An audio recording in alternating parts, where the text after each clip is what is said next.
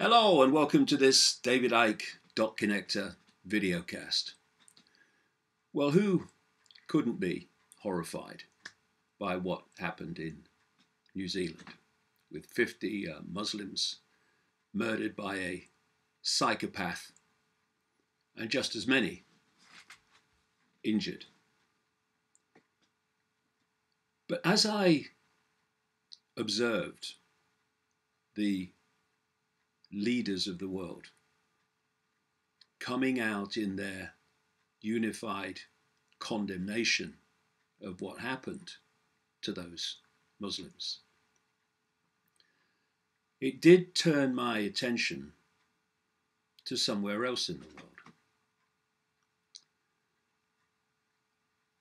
Immediately, the horror happened in New Zealand. The leaders of the world were standing in front of cameras and microphones, leading the condemnation. But when you look at this other place, you realize the sheer stunning hypocrisy that was on display.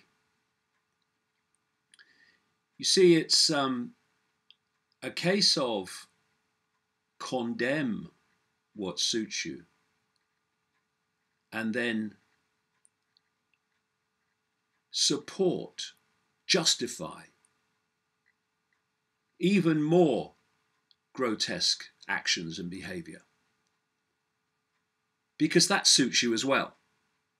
Because it's advancing this global agenda that you are embarked upon. And before I come to this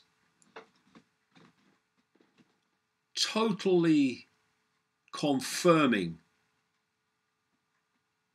example of hypocrisy,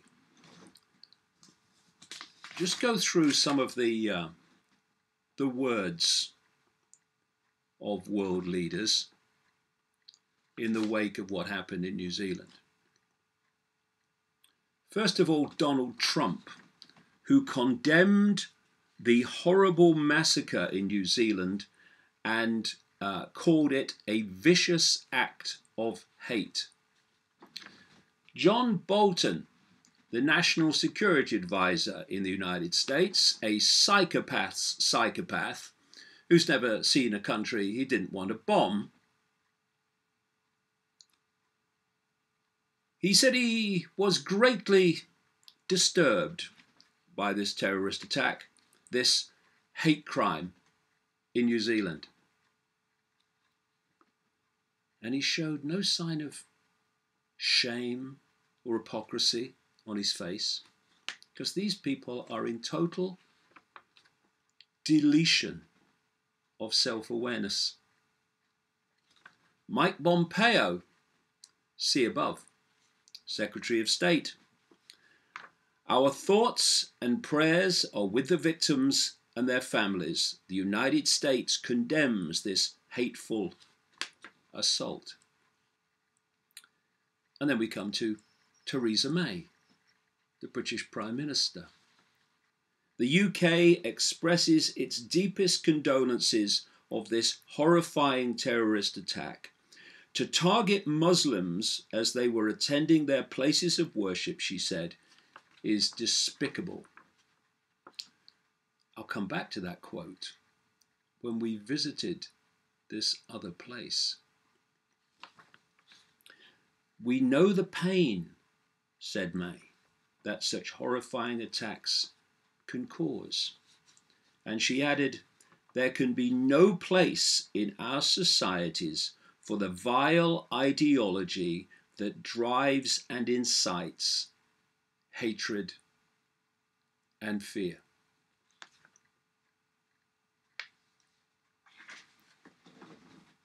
And so, to this other place, Yemen.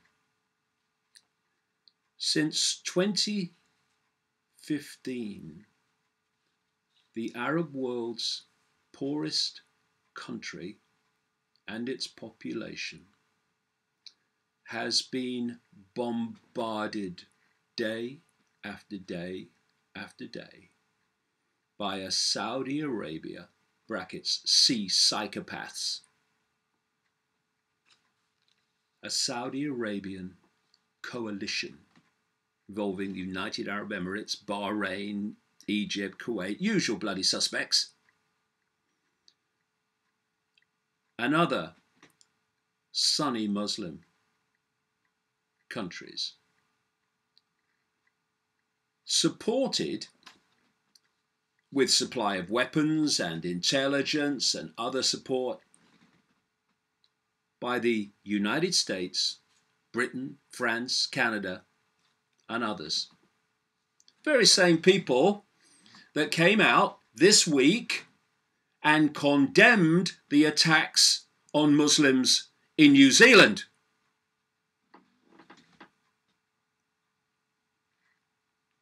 They are trying to remove what they call Houthi rebels of the Shia Muslim belief system, which they say are being supported by Iran. So, from the point of view of the West and people like Saudi Arabia, this is actually a proxy war between them and Iran. In 2015, a United States National Security Council spokeswoman called Bernadette Meehan said, "It remains our assessment that Iran does not exert command and control over the Houthis in Yemen. But facts don't matter. And either way, whether it's true or whether it's not, the victims, as always, are the innocent population of the countries that these psychopaths and hypocrites target mercilessly." So, Yemen, in figures, United Nations figures, so far, 360,000 Yemenis are suffering from malnutrition. 80,000, at least 80,000 children have died of starvation. 10 million are on the brink of starvation. 16 million lack access to water and sanitation. 4 in 5 people are in urgent need of aid, which comes to 24 million. 3 in 5 on the brink of starvation. Save the Children spokesman Banu Batnaga called the situation in Yemen a stain on the world's conscience. But if you are a psychopath, one of the reasons you are a psychopath is that you have no conscience. He said the fighting that is raging in Yemen is killing an entire generation of children who are bearing the brunt of the violence.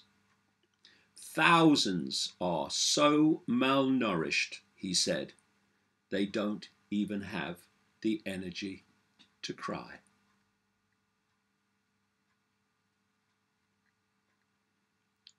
UNICEF's operation in Yemen estimates there are 1.8 million children currently facing malnutrition, including 400,000 who are severely malnourished and at the risk of death if not urgently treated. More than 8 million children are cut off from regular access to basic water, sanitation and hygiene services. An outbreak of cholera has infected an estimated 1.2 million.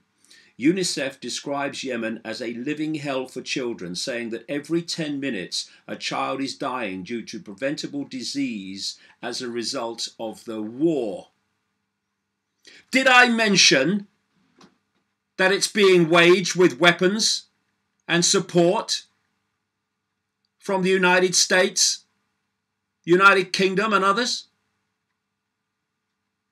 The very same people condemning the attack in New Zealand.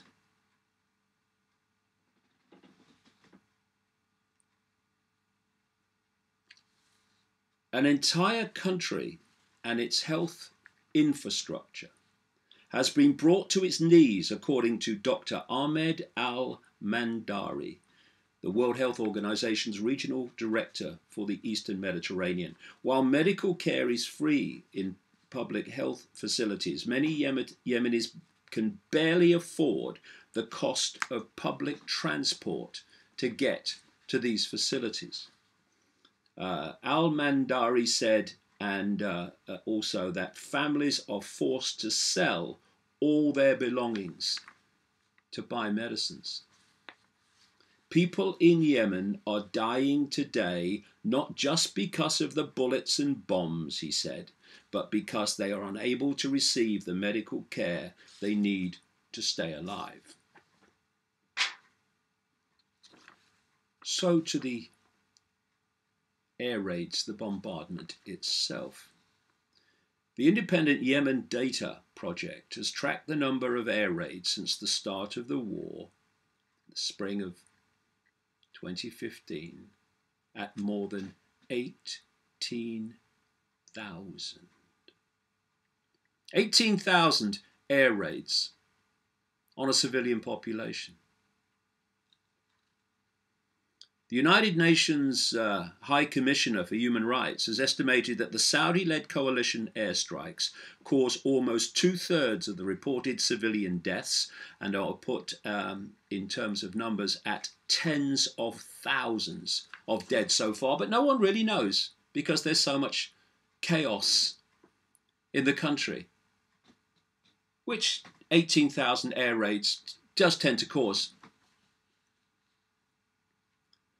Save the Children say this means that a child in Yemen who was born as the conflict broke out has lived through an average of about 14 air raids a day. Yemen is one of the most dangerous places in the world to be a child today, said Save the Children. The ongoing brutality means children being consistently exposed to extreme violence, further heightening the risk of psychological damage. Irreversible by now, for sure.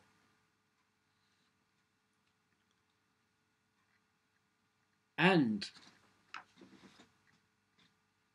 the person that's driving this assault on Yemen, at least from Saudi Arabia, is Mohammed bin Salman, the psychopathic crown prince who oversaw the cutting up of a political opponent in Jamal Khashoggi with a bone saw while he was still alive. If you are so psychopathic, so lacking in any smear of empathy, then what the hell are you going to care about Yemeni civilians and Yemeni children? Now, psychopathic, genocidal maniacs do come to power, you may have noticed through history. And that's one thing. But when you get psychopaths in the West standing up and moralizing about what happened in New Zealand, when they are the supporters of this human catastrophe and mass murder, by the day, that truly turns the frickin' stomach.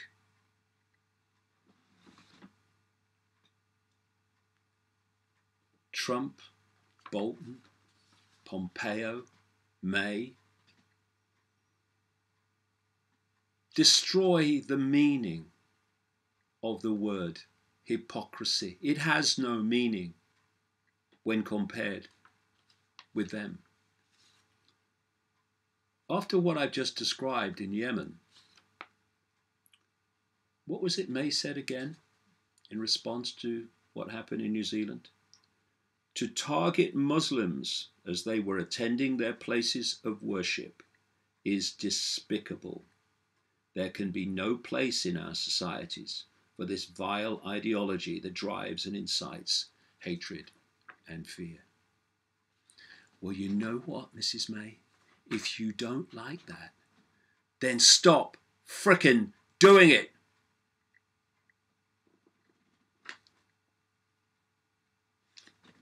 Targets in Yemen for bombing have included homes, medical facilities, schools, farms, weddings. To target Muslims as they were attending their places of worship is despicable. Pass the bloody sick bag. And the people of Yemen live under fear of continuous bombardment, said a spokesman for the International Rescue Committee. Despite almost 4 years of airstrikes and use of heavy weapons, neither side is any closer to achieving its strategic objectives. See Syria and so many other places. See Afghanistan. Facts are irrelevant to these people. Any situation is to be used, to be condemned or to be supported, not on the basis of right, not on the basis of facts, not on the basis of sheer basic humanity, but on the basis of does it suit us to condemn it or does it suit us to support it? This is Mike Pompeo. He's a Christian Zionist, this bloke. Goes to church on Sunday, puts his hands together, worships the Prince of Peace. This is what he said about Yemen. If you care about Yemenis, back Saudi war, Pompeo tells senators on his way to the psychiatric clinic. US Secretary of State Mike Pompeo has rebuked senators for passing a resolution to end Washington's support for the Saudi war on Yemen, saying it should back Riyadh if they truly care about Yemeni lives. We live, you see, and all psychopaths live, in a completely inverted world, where the mass murder of civilians and children in Yemen is called, what did Pompeo call it? Truly caring about Yemeni lives.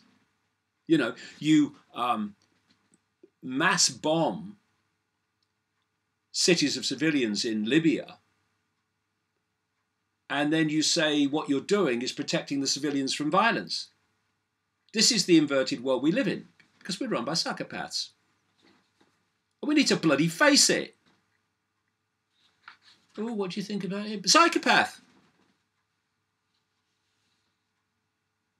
In comments to the media in Washington, Pompeo claimed the vote showed that American senators do not care about the Yemeni people. See what I mean? Stopping the bombing of Yemeni people is not caring about them. And this vote took bloody long enough. 2015, this started.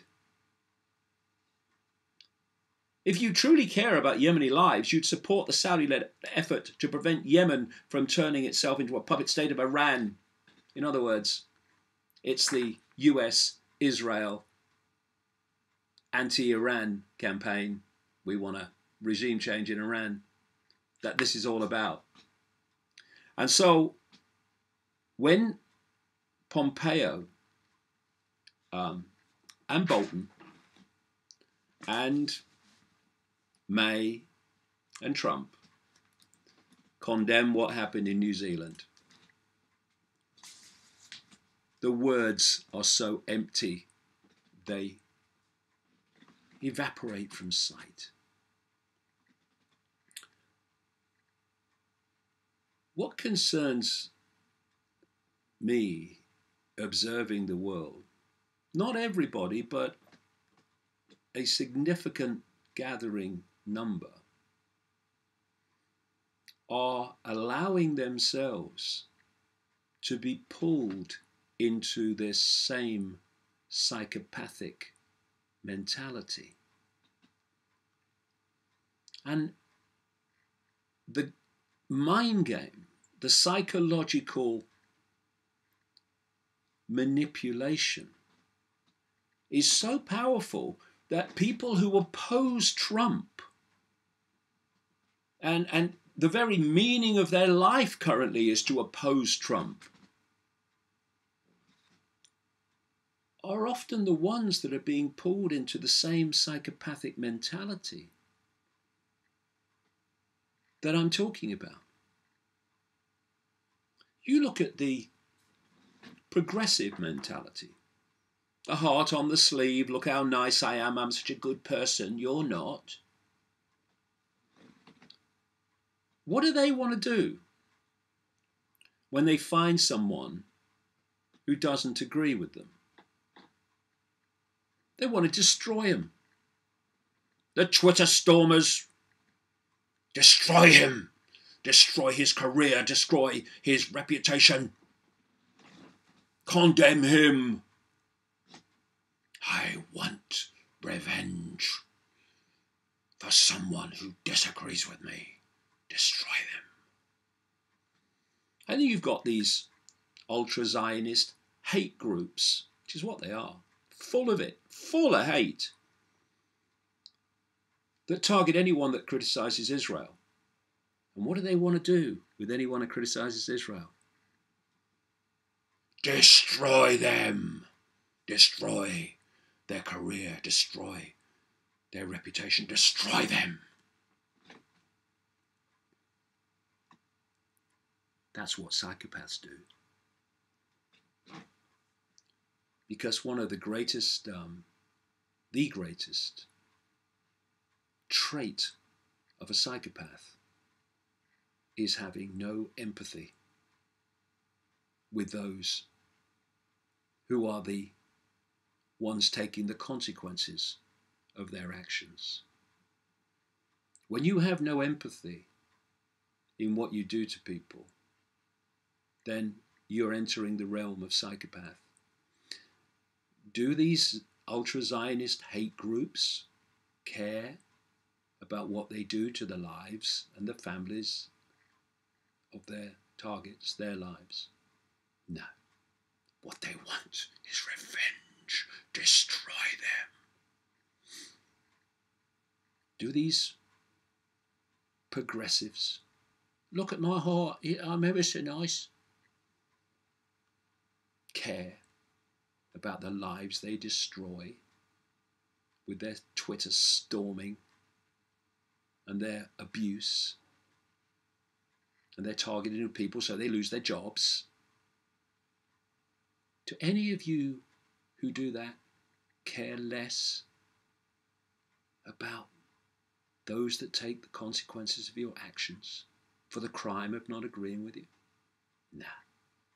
Destroy them. Ooh, I feel so good. Another glorious victory.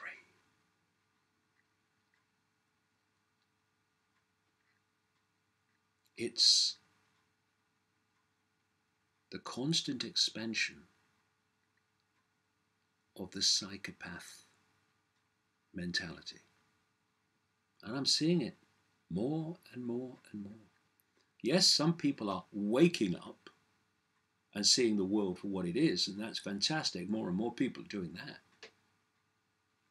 But those who think they are woking up need to look in the mirror and see what happened to their empathy and to this morality they're constantly spouting about. You see this gathering psychopathy.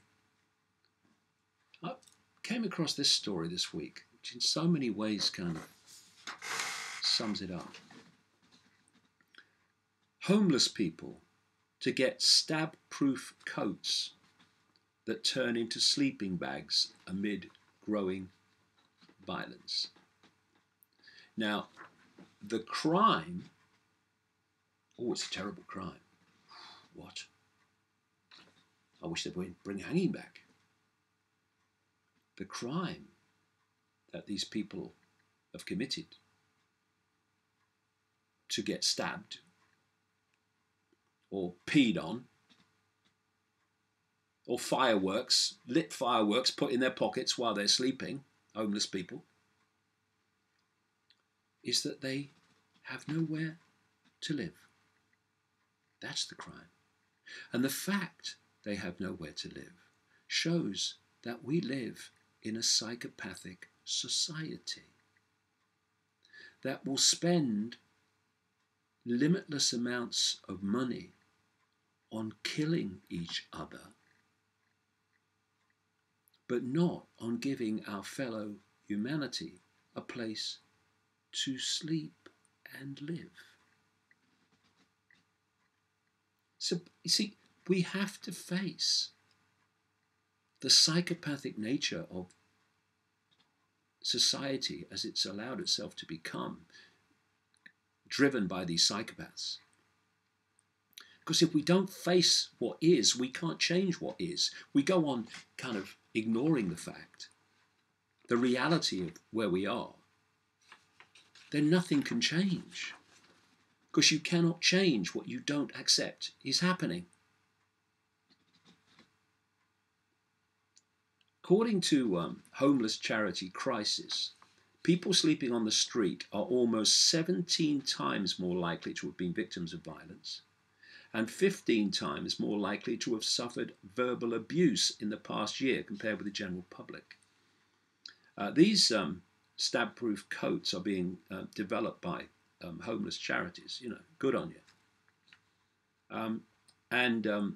It follows a string of reports of violent attacks on rough sleepers. A homeless man in the Swanswell Park and Pool area of Coventry was deliberately set on fire as he was sleeping in a park, leaving him with severe burns. Crime? Having nowhere to live. Empathy says, this guy needs help. Psychopathy says, setting him on fire.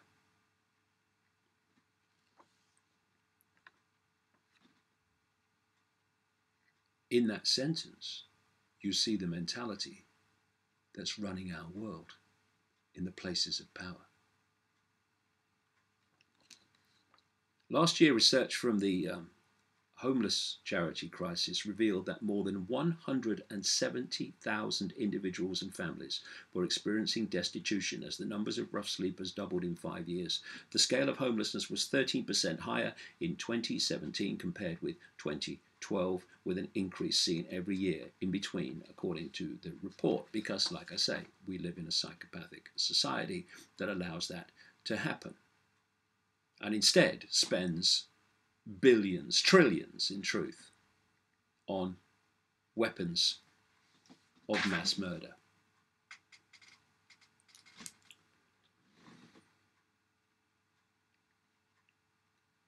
Yemen is a very important, profound symbol of where we are and where we've been for a long time, but it's just getting, whether it's getting worse, I think it is, but it's also becoming more appreciated by many people. They can now see it more clearly as it comes to the surface. Because over the period of history, yes, psychopaths have appeared and psychopaths have come and psychopaths have gone in places of leadership. But we're entering a new game now, a new situation in which psychopathy is planned, increasingly obviously, to control the entire world. So there is no escape from it. There is no place you can go where psychopathy doesn't rule. And this is the psychopathic global society that I've been warning about all these years. And if you look at Yemen and what's happening there and how it's being supported, is it really such a stretch that 9/11 was not caused by 19 hijackers who couldn't fly aircraft, even one-engine ones, most of them, but actually was created, made to happen, because of the excuses that would come from that in terms of justifying regime change and bombing more people? Is it such a stretch that the same people that are supporting the Yemen war, that supported Syria and the Syrian proxy war, that supported the catastrophe that it's become in Libya, that supported the invasion of Iraq on a lie? Is it too much of a stretch, really, that that same mentality was behind 9/11? Oh, they'd never do that. Americans were involved. They couldn't care bloody less. Psychopaths don't do a nationality check. They couldn't care less. They just have no empathy. And what we're seeing now, and this is where people can get caught, when the psychopaths put on the face of humanitarianism, which is what you saw in the response of these people behind the Yemen catastrophe in response to what happened in New Zealand. And it's what we're seeing now in Venezuela, a long-time target for this psychopathic cabal for regime change, so it can put its own people in and get control of the oil, and all part of the taking complete control of South America. And they put their man in, this Guaido, to be the focal point to remove the elected leader, Maduro. And they have sent humanitarian aid, because they're humanitarian. They're not psychopaths. What, me? Me? Psychopath? No. I'm a humanitarian. We've sent aid. Of course, there'll be loads of weapons in the aid for the overthrow of the regime, but it's humanitarian aid because we care.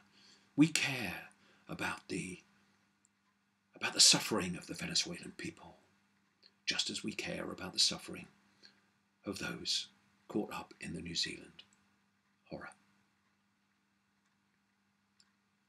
What the psychopaths don't tell you, of course, is that they have imposed sanctions, economic sanctions on Venezuela, which they're now increasing so fiercely that it's been the overwhelming biggest reason why the Venezuelan economy has collapsed, along with the suppression of oil prices.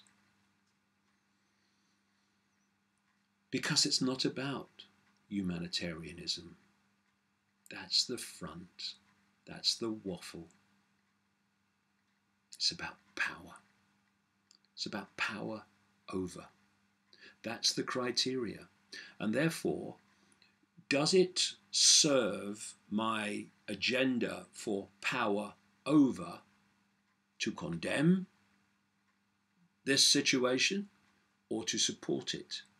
That's the only criteria that's going on in the psychopathic minds of these psychopathic people. And like I say, you look around, you see the behavior of so-called activists whether it's transgender activists in their extreme, whether it's progressive activists in their extreme, any of them. And you see, certainly, ultra-Zionist activists in their extreme, you see this total lack of empathy, this total lack of respect for another person's right to have a different opinion or to speak their truth. I fundamentally disagree with those people, but I fundamentally support their right to say what they believe is true from their perspective. They don't have that same respect, and maybe a mirror again might come in handy, but it wouldn't matter because they have no self-awareness to see that what they complain about and campaign against is exactly what they are. And it might be worth just looking at the definition of, well, let's go first of all with evil, which extreme psychopathy is. It's evil. And what is evil? It's live written backwards. It's the reverse of life, an inversion of life, which is why death turns so many of them on. Evil, dictionary definition, a manifestation of profound immorality and wickedness, especially in people's actions.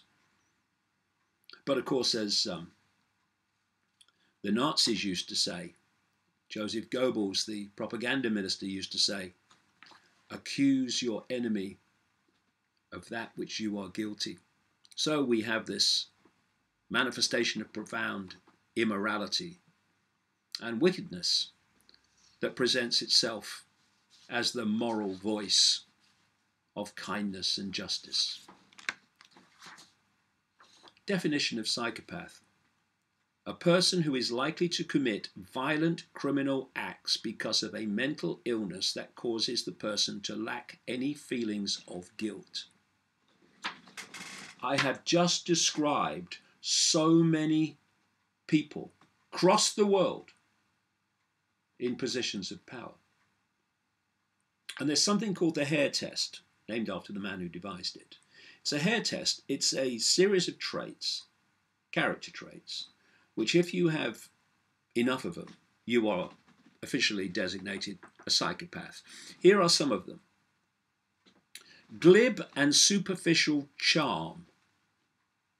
Well, Tony Blair comes to mind immediately, so does Barack Obama, come to that, and so many others in power. Grandiose estimation of self. Well, Tony Blair's back again, but so is Donald Trump and so many others in positions of power around the world. Pathological lying. Well, there's too many examples of that in there. But, I mean, Tony Blair will do again. Donald Trump, Nancy Pelosi. The list just goes on. Mike Pompeo, John Bolton, on and on and on. Cunning and manipulative. See all of the above. And endless others. Lack of remorse or guilt. Oh, Tony Blair's back. George Bush. No remorse or guilt for lying to us about weapons of mass destruction in Iraq to justify a catastrophic war where more people with brown faces were blown to pieces. And then, of course, there's Barack Obama and David Cameron, former UK Prime Minister, and what they did in Libya and started in Syria. Callousness and lack of empathy. Again, see all of the above. And that's the basic foundation of the psychopath, lack of empathy. And when you have no empathy for people who are taking the consequences of your actions, you have no limits on your actions. And that's why we see what we see. The New Zealand killer had no empathy because he was a psychopath. No empathy on not only the people that were killed, but all their families that for the rest of their lives will live with that horror and that pain. No empathy. But the New Zealand killer, disgusting and appalling as it was, did that to a group of people, killed 50, wounded something like the same. And then you've got the people around them who will suffer that, or from that, for the rest of their lives. Look again at those figures from Yemen, created by the very people that condemned the attack in New Zealand. Parasitic lifestyle, the whole system is psychopathic. A parasitic lifestyle which lives off the backs of the many for the benefit of the few. Psychopaths live off other people. They're parasites. Well, you look at the system in general, the whole system of the world society, and it's a structure for parasites, where the very few live off the backs, the efforts and the labor of the very many. And finally, there are many more, but these are just a few I picked out. Failure to accept responsibility for your own actions. Well, that's politicians the world over. Afghanistan, Iraq, Libya, Syria, like I've said. And so they are trying to create a psychopathic society. And among large numbers of people now, they are being successful.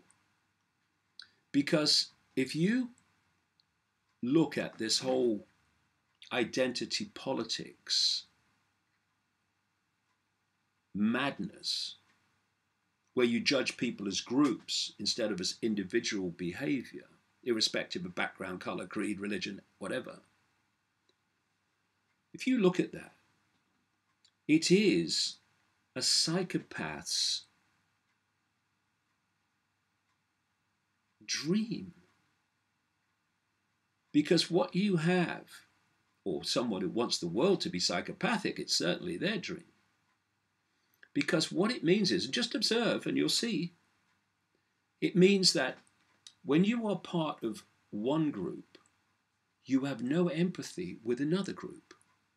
And that group has no empathy with your group. So anyone in your group who is criticized, then the person criticizing them must be destroyed. Irrespective of whether what they say has any validity or not, doesn't matter. You must be destroyed. And so you've got these self-identity groups, and the only thing that matters to them is the self-identity group, which they see as a group and not as a group of individuals. And thus you have no empathy with the other group. And this is developing, creating this psychopathic society that I'm talking about.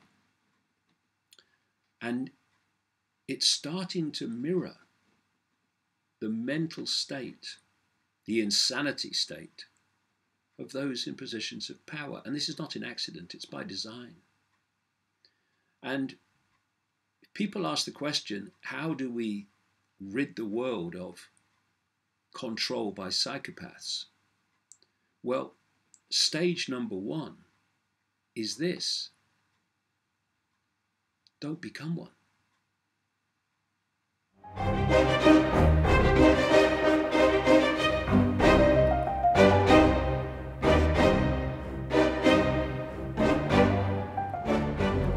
One aspect of shutting down opinions and information that the system doesn't want circulating is to absolutely intimidate people into silence.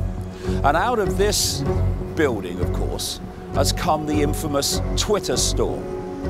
That's when you post something that's outside of the official narrative, and whoa, you get endless abuse. I have a methodology of dealing with Twitter storms, and it goes like that, okay? If you don't agree with what I say, please be my guest, because that's your human right, that's your freedom. But if you think that you can have an opinion and I can't, well, see that, because I don't give a shit. You have a right to freedom, great. And you want that, don't you? Oh yeah, I have freedom, I just say what I like. Well, I have that right too, and so does everyone else. And if you don't like that, well, have some of that.